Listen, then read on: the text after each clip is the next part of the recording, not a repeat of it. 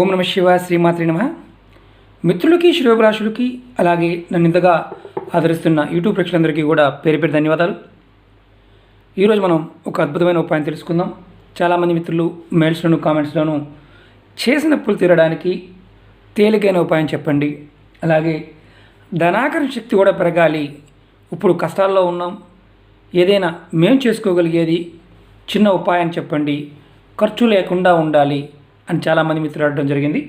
వారందరి కోసం ఈ రోజున ఒక తేలికైన ఉపాయం, మన ఇంట్లో ఉండే ఉప్పుతోనూ, అలాగే ₹1 కాయిన్ కావాలి, ఒక కొత్త కుండ కావాలి, నీరు కావాలి, అంటే చిన్న కుండని పర్వాలేదు. ఈ ఉపాయానికి ఎలా చేయాలో చెప్తాను, స్కిప్ చేయకుండా చూడండి. ఎందుకంటే ఈ ఉపాయాలు మీరు స్కిప్ చేస్తే మధ్యలో ఉండే విషయాన్ని మర్చిపోతారు, దానివల్ల మీకు ఎలాంటి ఫలితము రాదు. ఎందుకంటే ఇవి తాంత్రిక ఉపాయాలు, అందుకే అంటారు. అనుకోకుండా కొన్ని కారణాల వల్ల డబ్బులు మనం అప్పు చేస్తాం. అప్పు చేసిన తర్వాత అప్పు తీర్చలేకుండా ఉంటాం. ఒకదాని తర్వాత ఒకటి ఖర్చు వస్తూనే ఉంటుంది. చాలామంది మిత్రులు ఇదే చెప్తున్నారు, అప్పు చేసామండి, తీర్చుదాం అనుకోవడానికి మరొక కష్టం వస్తుంది, మళ్ళీ అప్పు చేస్తున్నాం. కానీ తీర్చడానికి ప్రయత్నం చేసినా కానీ ముందుకు వెళ్ళలేకపోతున్నాము అని చాలామంది అడిగారు. ఈ సమస్య నుంచి బయటపడడానికి చాలా చిన్న ఉపాయం. ఇది కల్లుప్పు, అంటే దొడ్డుప్పు అంటారు, రాతి ఉప్పు అంటారు, రకరకాల, అంటే మన తెలుగు వాళ్ళే తెలంగాణలోను, ఆంధ్రాలోను, కోస్తా ప్రాంతంలో రకరకాలుగా చెప్తూ ఉంటారు ఉప్పు పేరు. కొంతమంది కల్లుప్పు అంటారు, దొడ్డుప్పు అంటారు, రాతి ఉప్పు అంటారు. ఇది షాపుల్లో దొరుకుతుంది, పచారీ కొట్టు షాపుల్లో దొరుకుతుంది. చాలామంది అడుగుతూ ఉంటారు ఎక్కడ దొరుకుతుందని కూడా. ఈ మధ్యకాలంలో మనం స్మూత్గా ఉండే సాల్ట్ వాడటం మొదలుపెట్టిన తర్వాత దీన్ని కొంచెం పక్కన పెట్టాం. కానీ ఆయుర్వేద పరంగాను, పూజల పరంగాను, తాంత్రిక పరంగా కూడా ఇది యజ్ఞయాగాదుల్లో కూడా ఈ ఉప్పును వాడుతూ ఉంటారు.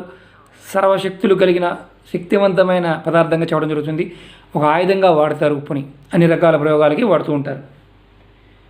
ఇది ఒకటి బాగా గుర్తుపెట్టుకోండి, ఈ ఉపాయాన్ని చేసాం, మనకు 2 రోజుల్లో రిజల్ట్ వస్తుందా లేదా 3 రోజుల్లో వస్తుందా అని మాత్రం మీరు చేయమాకండి.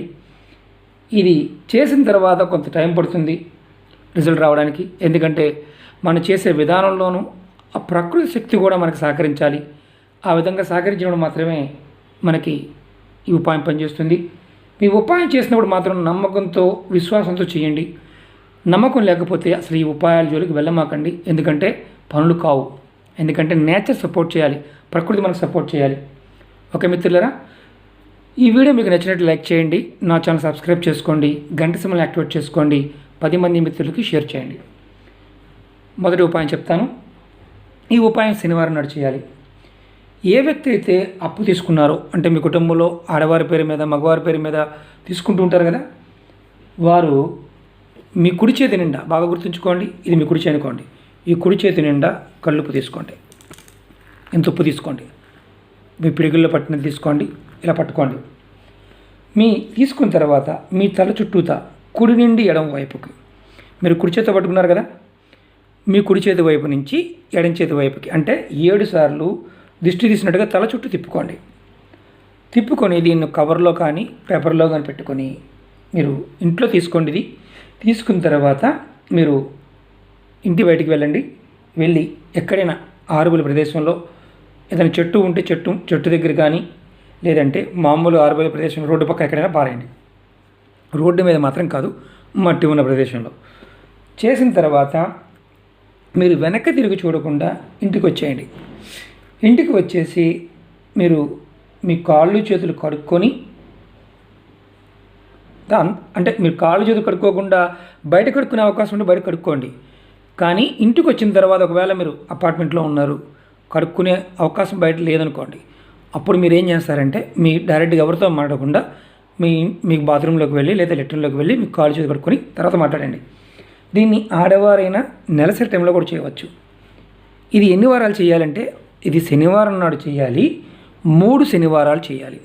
అంటే ఈ వారం చేశారనుకోండి, మళ్ళీ నెక్స్ట్ శనివారం, ఆ తర్వాత మళ్ళీ పై వచ్చే శనివారం, అలా 3 శనివారాలు చేయాలి. వరుసగా చేయవచ్చు. మధ్యలో ఏదన్నా ఆటంకం వచ్చిందండి, వేరే పని వచ్చింది, మేము చేయలేకపోయాం, మళ్ళీ మొదటి నుంచి చేసుకోవాల్సిందే. ఎందుకంటే ఇది 3 శనివారాలు, మొదటి శనివారం, రెండో శనివారం, 3 శనివారం, ఖచ్చితంగా 3 శనివారాలు చేయాలి. ఇది మొదటి ఉపాయం. ఇది ఏ టైంలో చేయాలి అని మీకు అనుమానం రావచ్చు. మీరు ఇది ఉదయం నుండి సాయంత్రం 6 లోపు మాత్రమే చేయాలి. అంటే ఉదయం 6 దగ్గర నుంచి సాయంత్రం 6 గంటల లోపు మాత్రమే ఈ ఉపాయాన్ని చేయాలి. అంతేగాని 6 తర్వాత చేసిన, 6కు ముందు చేసిన ఈ ఉపాయం పనిచేయదు. ఇది మొదటి ఉపాయం. ఈ ఉప్పుని మనం మామూలుగా మీకు చూపించడానికి ఎంత పట్టుకోవాలో చూపించని చెప్పాను. ఇప్పుడు రెండో ఉపాయం చెప్పుదాం. ఈ రెండో ఉపాయం చాలా తేలికైంది. ఇది ఒక్కసారి చేసుకునేదే. ఇది అమావాస్యలో చేయాలి. మీరు చిన్న మట్టి కుండ, ఎర్రటి కుండ, నల్లటిది కాదు, ఎర్రటిది కొత్త కుండ ఒకటి తీసుకోండి. చిన్న ముద్దలు లాంటివి దొరుకుతుంటాయి, అలాంటిదేం తీసుకోండి. ఇంత పెద్దది అవసరం లేదు. ఇది ఈ ఉపాయాన్ని అమావాస్య రోజున చేయాలి. ఈ ఉపాయం కూడా దేనికంటే చేసిన అప్పులు తీర్చడానికి, మనకి ధనాకర్షణ శక్తి పెరగడానికి ఈ ఉపాయం. ఇలా కుండ తీసుకొని ఇది ముందే కొనుక్కొచ్చుకోవచ్చు. అమావాస్య రోజున సూర్యోదయానికి ముందు కానీ, అంటే ఈ ఉపాయాన్ని ఉదయం తెల్లవారుజామున 4:30 దగ్గర నుంచి 5:30 లోపు మీకు మీ క్యాలెండర్ ప్రకారం సూర్యోదయం ఇప్పుడు క్యాలెండర్లో ఉంటుంది, దానికంటే ముందు చేయాలి, లేదంటే సూర్యాస్తమయం తర్వాత చేయాలి. ఈ ఉపాయాన్ని అమావాస్య రోజున సూర్యోదయానికి ముందు కానీ సూర్యోదయం తర్వాత కానీ అమావాస్యలో చేయాలి. ఫస్ట్ మనం ఇలా కొత్త కుండ తీసుకొని కొత్తది తీసుకోవాలి. దాంట్లో ఇలా ఒక రూపాయి బిళ్ళని వేయండి. రూపాయి బిళ్ళ వేసిన తర్వాత చిన్నదైతే పర్వాలేదు, దీంట్లో ఇలా నీళ్లు పోయండి. అంటే పై వరకు నీళ్లు పోయాలి. మీకు చూపించడం కోసం చెప్తున్నాను. ఇది ఇవన్నీ ఉపాయాలన్నీ కూడా ప్రాకృతికమైన శక్తులని మనం పరిపూర్ణంగా నమ్మి విశ్వసించి చేసినప్పుడు మాత్రమే ఫలితాలు వస్తాయి. ఏదో చేస్తే వస్తుందన్నారు కదా, చేద్దామని చేస్తే ఎలాంటి ఫలితాలు రావు. ఈ ఉపాయంలో చిన్న కుండ, కొత్త కుండ తీసుకోవాలి, ఎర్రటి కలర్ కుండ తీసుకోవాలి, నల్లటిది కాదు. దాంట్లో రూపాయి వేయాలి, ఆ కుండ నిండా నీళ్లు పోయాలి. అమావాస్య రోజున ఉదయాన్నే సూర్యోదయానికి ముందు కానీ సూర్యాస్తమయం తర్వాత కానీ. ఇప్పుడు ఏం చేయాలి మీరు బాగా గుర్తుంచుకోండి. ఈ రూపాయిని, ఈ కుండని మీరు ఒక బ్యాగులో పెట్టుకోండి, అంటే సంచిలో పెట్టుకోండి.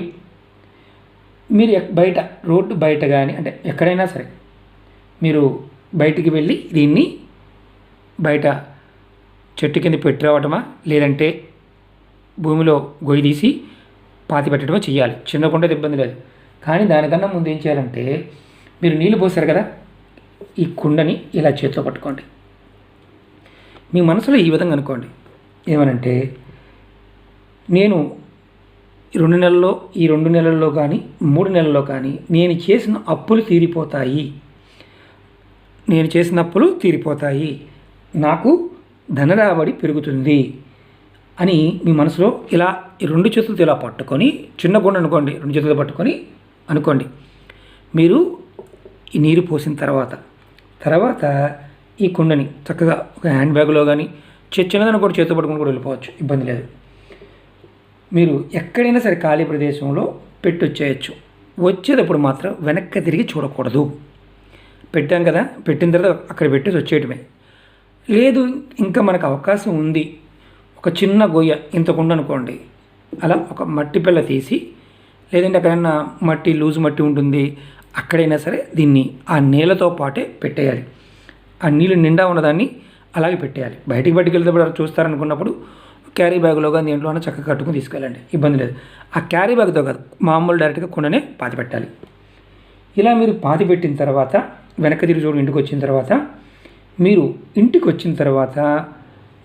మళ్ళీ సేమ్ ఉప్పుకి ఎలాగైతే కాళ్ళు చేతులు కడుక్కున్నామో అలాగే కాళ్ళు చేతులు కడుక్కొని ఇంట్లోకి రండి.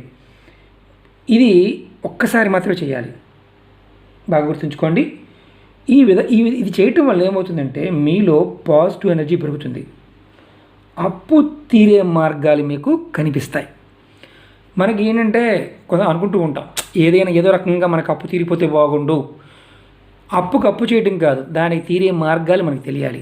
అది ఏ రకంగా అయినా సరే, అంటే ఏదో ఒక రకంగా మనకి ఆ అప్పు తీరే మార్గం కనిపిస్తుంది.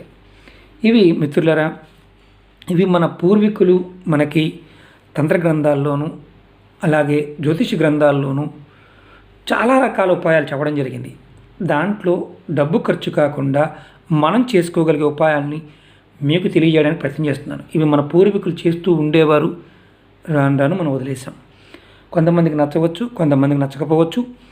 మిత్రులారా, ఇది పరిపూర్ణమైన విశ్వాసంతో చేయండి, ఖచ్చితంగా రిజల్ట్ వస్తుంది. అలాగే మీకు ఈ వీడియో నచ్చినట్లయితే లైక్ చేయండి, నా ఛానల్ సబ్స్క్రైబ్ చేసుకోండి, గంట సింబల్ని యాక్టివేట్ చేసుకోండి, 10 మంది మిత్రులకు షేర్ చేయండి. ఇది బాగా గుర్తుంచుకోండి. ఈ ఉపాయాన్ని అమావాస్య రోజున ఒక్కసారి చేస్తే చాలు, అంటే కంటిన్యూ చేయాల్సిన అవసరం లేదు. మీకు పరిస్థితి ఇంకా అనుకూలంగా లేదు అనుకున్నప్పుడు నెక్స్ట్ ఇంకొక అమావాస్య కూడా చేసుకోవచ్చు. కొత్త కుండ మాత్రం కంపల్సరీ. అర్థమైంది అనుకుంటా మీకు. ఎందుకంటే నల్ల కుండ వాడకూడదు, ఎర్రటి కుండ మాత్రమే వాడాలి. ఇది బాగా గుర్తుంచుకోండి. దీనికి నియమనిష్టలతో ఎలాంటి ఇది లేదు. అంటే మనకి తినాలా తినకూడదా, అలాగే కర్మలు ఉన్నాయి, ఇలాంటి విషయాలు ఏదైనా ఉన్నాయి, వాటికి ఎలాంటి సంబంధము లేదు. ఈ ఉపాయానికి పరిపూర్ణంగా నమ్మి చేయండి. మీకు ఖచ్చితంగా అప్పు తీరడానికి మార్గాలు దొరుకుతాయి. అలాగే మీకు ధనాకర్షణ శక్తి కూడా పెరుగుతుంది.